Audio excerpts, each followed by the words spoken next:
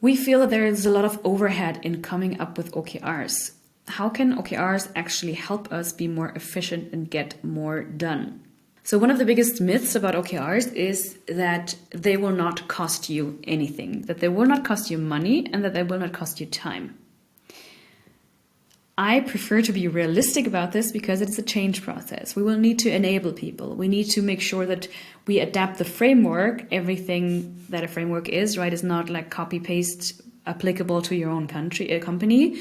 The most important thing is to make sure that you're kind of like adjusting what we already have to what you need as a company.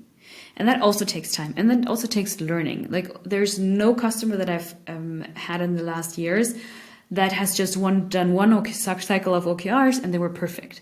It's a learning process and it's a marathon, it's not a sprint. So be aware that this might take some time.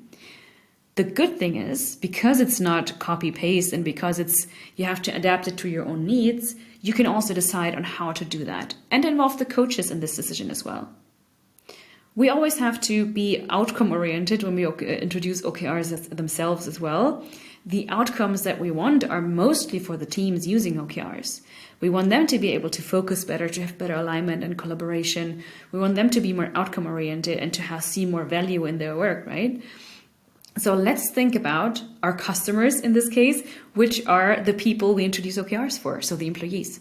How can we make sure that the process is actually providing value to them and that we can basically make sure that we get the most value with the least impact, so to say. A good example is a drafting session.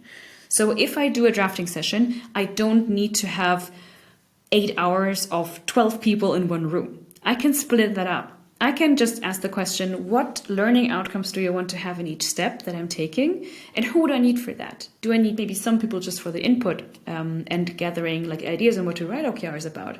And then later for the feedback. So how can I make sure that the process is as lean as possible whilst reaping all the benefits? So thinking about that will make your own process more effective and efficient. And the last thing about the overhead there is to say is that I would argue that every step in the OKR process serves a certain purpose, has a certain why behind it. So every step in this OKR cycle that we know has a certain benefit. And we need to think about, do we want to have that benefit?